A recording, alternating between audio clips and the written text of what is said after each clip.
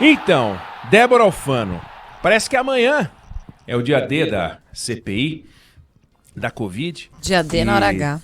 Dia D na hora H. E tem uma certa tensão de véspera, né? O nosso presidente Jair Bolsonaro parece que se pronunciou hoje num evento que ele estava na Bahia. Nós temos o que ele falou? Temos aqui, vamos ouvi-lo? As palavras do presidente Jair Bolsonaro. Está chegando a hora, pessoal. Está chegando a hora de o Brasil dar um novo grito de independência. Que não podemos admitir alguns pseudo-governadores querem impor a ditadura no meio de vocês, usando do vírus para subjugá-los. Nós tratamos a questão do vírus com muita responsabilidade, mas sempre disse que além do vírus, tínhamos que nos preocupar com a questão do desemprego. Não foi o governo federal que obrigou vocês a ficar em casa. Não foi o governo federal que fechou o comércio. Não foi o governo federal que destruiu milhões de empregos. Pode ter certeza, esse suplício está chegando ao fim. Olha, eu fiz umas contas aqui. Para o 7 de setembro, faltam 5 meses, né? Porque ele falou da nova independência do Brasil. Então não deve ser disso que ele está falando, porque não está chegando a hora, 5 meses. A CPI ele não iria festejar, que é amanhã, não faz sentido. O fim da pandemia, talvez ele tenha uma informação privilegiada, seria até bacana saber, né, se a Covid está chegando ao fim. Então eu não sei que hora que está chegando. Ele fala de um jeito meio elíptico, né? A gente não consegue entender muito bem o que ele quer dizer com isso. O que eu posso dizer, que é uma notícia interessante, o mundo tem 47 países com mais de 30 milhões de habitantes.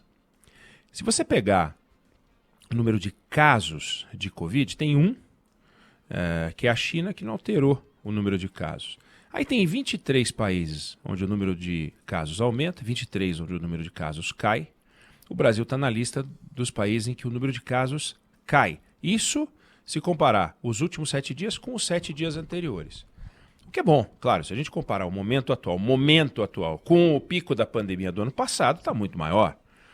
Mas para a gente olhar o momento que a gente está vivendo, esses últimos 7 dias foram menos devastadores do que os 7 dias anteriores. É uma notícia boa? É boa, é positiva. Porque ela acontece na semana em que, Débora, a gente deve atingir os 400 mil mortos, né? Porque nós estamos com 390 e tantos, ao ritmo de 2.500, 2.600 por dia, nós vamos chegar a 400 mil mortos essa semana. Então não sei a que hora o presidente se refere que está chegando. Ele fala em pseudo-governadores. O que dá para afiançar é que a queda coincide com as políticas corretas adotadas pelos estados, restringindo o comércio, restringindo a indústria, ou seja, a política de distanciamento, a política de isolamento e as restrições lamentáveis do ponto de vista da economia, mas do ponto de vista da saúde, fundamentais. Então, graças à responsabilidade dos governadores, ou de boa parte dos governadores, a gente teve uma queda. E a gente precisa tomar muito cuidado, hein? Muito cuidado com essa informação. Porque quando começa a cair, as pessoas se animam. E aí, quando as pessoas se animam, elas passam do limite. Já estavam passando antes. Passam um pouco mais do limite ou muito mais. E aí o número de casos começa a subir. E aí você tem que fechar de novo. Achar que o Brasil já venceu a pandemia, não dá, mesmo com vacina, porque tem pouca vacina. Só 5% dos brasileiros tomaram as 2 doses. É muito pouco, Para chegar a todos aqueles que compõem os grupos de risco por idade ou por comorbidade, nós vamos só chegar em setembro, segundo a palavra do ministro da Saúde. Setembro. Então, talvez coincida com a independência do Brasil. Você tem pelo menos o grupo de risco, ou os grupos de risco, vacinados.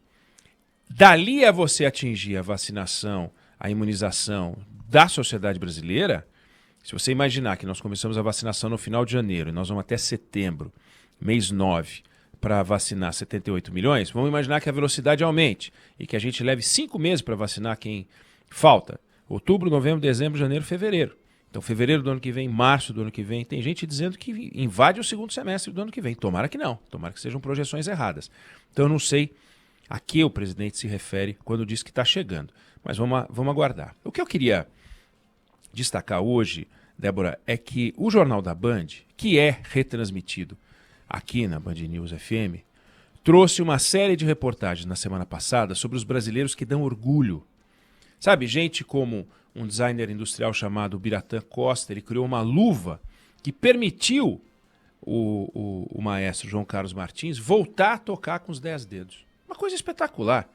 Ele que tinha passado por mais de 20 cirurgias nas mãos, porque ele sofre de distonia, conseguiu voltar a tocar. Gente como a astrônoma Duília de Mello, ou físico Ivaí Goltijo, que trabalham na NASA em pesquisa de ponta. A Duília, ela chegou aos Estados Unidos com $600 e conseguiu chegar lá. Chegou lá. Gente como Alisson Paulinelli, que é engenheiro agrônomo, um dos maiores responsáveis pela Revolução Verde na agricultura brasileira. Ou o mineiro Ado Jório, que trabalha com nanotecnologia. Então, por que é legal? Por que eu estou chamando a atenção para essa série, né? E quem quiser pode baixar o app Band Play e entrar também no canal da Band no YouTube e assistir de novo. Primeiro porque é sempre uma oportunidade de ver a nossa Sônia Blota brilhando. Reportagem extraordinária, ela trabalhou em dobradinha com o Edgar Maciel e fez um trabalho muito interessante, foram vários capítulos, é só procurar, vale a pena. Depois, porque o que essas pessoas têm em comum, né? Elas criaram um espaço para elas trabalharem, elas chegaram lá e isso nos leva ao motivo que me faz trazer isso aqui. Não é só render uma homenagem ao trabalho da Sônia Blota, que merece, mas a recuperação dessa série mostra que o Brasil tem que pensar um pouquinho sobre o que estes casos apontam. Será que a gente, como país, está investindo de verdade para que esses casos se repitam? Será que a gente está investindo em pesquisa e desenvolvimento? Será que a gente está investindo em inovação? Será que a gente está dando oportunidade para que várias pessoas de várias classes sociais, principalmente as classes sociais mais baixas, possam repetir o feito dessas pessoas? Será que a gente está investindo em educação? Está investindo para abrir a universidade? Para aproximar a universidade do mercado, nos setores em que a universidade pode se aproximar do mercado, investindo em democratizar as oportunidades para todos os brasileiros? E a resposta, infelizmente, é não. Então, essas pessoas são vencedoras e merecem todo o nosso respeito, nossa admiração, mas a gente precisa pensar no que a gente está fazendo. Fizemos vários avanços. O Brasil, de décadas atrás, era muito mais atrasado do que é hoje. Mas, veja, países como os Estados Unidos, a China, o Japão e a Coreia estão bombando, estão decolando, estão voando, e a gente está caminhando devagar. E aí, não vale dizer que esses países fizeram o que fizeram porque eles são países ricos. Porque não... Veja, a Coreia não era um país rico, o Brasil era mais rico que a Coreia, né? A China, como país rico, virou uma potência, mas não era uma potência. Então, a gente tem que investir, não esperar a gente ter dinheiro para investir, porque isso não existe. A gente vai ter dinheiro se investir em pesquisa, tecnologia. Deixar de investir porque é pobre? Não, a gente fica pobre porque deixa de investir. Basta ver o que aconteceu agora. Nós trocamos o dinheiro do censo, nós não vamos fazer o censo, que é uma pesquisa para conhecer a sociedade, para poder sobrar dinheiro para a emenda de deputado faturar politicamente. Olha a prioridade. Algo que alimenta e orienta a ciência, o censo, e algo que alimenta e orienta os currais, a política miúda, que são as emendas parlamentares, e a gente preferiu as emendas parlamentares. Quando a gente pega, por exemplo, a Revolução Verde, que foi patrocinada, e um dos padrinhos, né, é o Alisson Paulinelli, que é um dos temas da reportagem, é inacreditável que a gente conseguiu nessas 4 décadas uma transformação que não tem paralelo no mundo, o que a gente fez no agronegócio. Enquanto os Estados Unidos dobraram a produtividade nesse período, a gente quadruplicou. A nossa produção aumentou 5 vezes. Você pega o Cerrado brasileiro, produzia 500 mil toneladas de soja, agora produz 100 vezes mais. Pega 1 hectare produzindo 100 vezes mais. Como você pega 1 hectare e faz ele produzir 100 vezes mais? Tecnologia, investimento, parceria com a universidade, Embrapa, tudo que é bacana. Então, se a gente conseguiu na agricultura, por que a gente não consegue em outras áreas?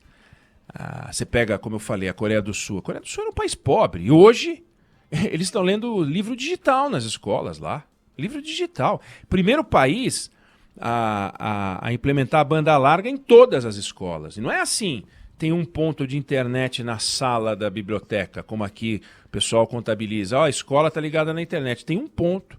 300 alunos, 400 alunos, 500 alunos, 600 alunos, um ponto de internet. É ridículo, ridículo. Mas é o que nós podemos. Pois é. Se a gente não trabalhar dentro daquilo que a gente precisa e trabalhar dentro daquilo que a gente pode, a gente sempre vai achar um jeito de administrar o pode. O pode, por exemplo, não pode fazer o censo porque tem que dar dinheiro para os deputados. Como quem resolve são os deputados e o governo federal, em parceria, se mancomunaram, a área política do governo federal com os deputados e senadores, e fizeram isso. Pega, por exemplo, estudos médicos. Dos mais de 3 mil estudos clínicos iniciados em 2019 na área de oncologia, o Brasil participou de 68. 2%. 2%. Sistema nervoso central, 1%. E se comparar com o que participava em 2014, teve uma queda de 0,7%. É inacreditável. É inacreditável. Então, o Brasil tem um ambiente de negócios bacana, o Brasil tem o talento humano, mas falta construir as conexões. As conexões, o nosso problema é conexão. É a fazenda com o porto, quando a gente fala de infraestrutura, é o estudante com o ensino, quando a gente fala de banda larga. São as conexões. É o brasileiro com o sucesso. Isso é uma conexão. Como é que a gente vai fazer a conexão do brasileiro com o sucesso, como os casos citados pela Sônia Blota e o Edgar Maciel? Então, a gente está à frente de outros países nos gastos com educação, mas a gente não tem uma performance dos alunos no ensino médio que mereça admiração. É um desastre, basta ver aquelas provas internacionais. A gente gasta e não tem o retorno. E não tem o retorno e não cobra. Porque além da gente não ter a conexão, a gente tem a estranha mania de deixar todo mundo fazer como bem entende. E assim as coisas vão ficando. O resultado é que o Brasil vai ficando para trás, o Brasil vai ficando de lado, o Brasil vai ficando esquecido. E isso é um problema. A gente se impõe numa área, como eu falei, o agro, e vira o Brasil do agro. Mas a gente quer ser o Brasil do agro? Quer. Mas do agro só? Não podemos ser o Brasil de outras coisas também, não? É um absurdo. E eu tenho um número aqui que eu fiquei impressionado, mas impressionado. Um dos indicadores de desenvolvimento na área de tecnologia, pesquisa, inovação, é integração. É qualquer indicador de integração. Como o país se comunica com o mundo. Países mais abertos, mais permeáveis, entra boi, entra boiada. Ou seja, tem coisa muito ruim dessa conexão, tem coisa muito boa. Uma das coisas muito boas é que as universidades se tornam extremamente atraentes, porque se abrem para os alunos, se abrem para os professores, o investimento vai para lá. E onde tem universidade desenvolvida, tem investimento. O investidor vai atrás do conhecimento, o conhecimento está na universidade. Bom, nos Estados Unidos, você tem 1 milhão de alunos estrangeiros estudando nas universidades americanas. Na Coreia do Sul, 154 mil. No Brasil, 16 mil. 16 mil. Então, a gente tem 1/10 dos estudantes da Coreia. Veja se tem cabimento. Da Coreia. Se fala dos Estados Unidos, eles têm 1 milhão, a gente tem 16 mil. Ninguém quer estudar no Brasil.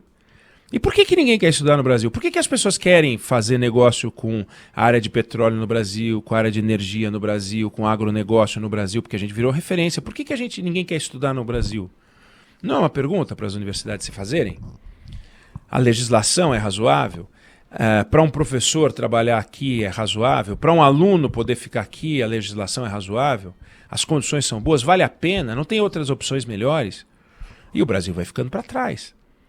Então, o problema dessa história é o seguinte: ou a gente se abre, ou a gente avança, ou a gente começa a mudar, ou então, quando um outro jornalista, depois de assistir a reportagem da Sônia Blota, resolver fazer daqui a alguns anos uma atualização, vamos ver quem são os bacanas, né, os brasileiros que estão fazendo sucesso, eles vão recorrer aos mesmos exemplos da Sônia.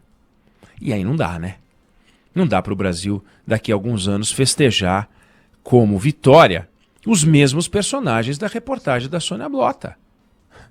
Daqui 10 anos, 5 anos, o que a gente precisa é ter uma nova safra. Não só de grãos, uma nova safra de talentos, pessoas que estão acontecendo no Brasil e no mundo, e de preferência no Brasil. Acontecendo no mundo, mas trabalhando no Brasil. E é disso, e é isso que eu queria destacar hoje, para a gente não falar só de Covid, para a gente não falar, sabe, dessas coisas CPIs, que nós vamos mergulhar muito nisso ao longo do dia, ao longo da semana e tal, mas chamar atenção para, olha só, o futuro do Brasil está aqui. O futuro do Brasil é materializado naqueles personagens ali. Se tem poucos personagens, se o trabalho de reportagem é mais difícil, é porque o Brasil está com problema. E o Brasil tem um grande desafio nessa área. A gente tem que mudar, porque é uma pena um país como esse, está aí o exemplo do agronegócio, ficar limitado. Não tem condições de deixar as coisas assim.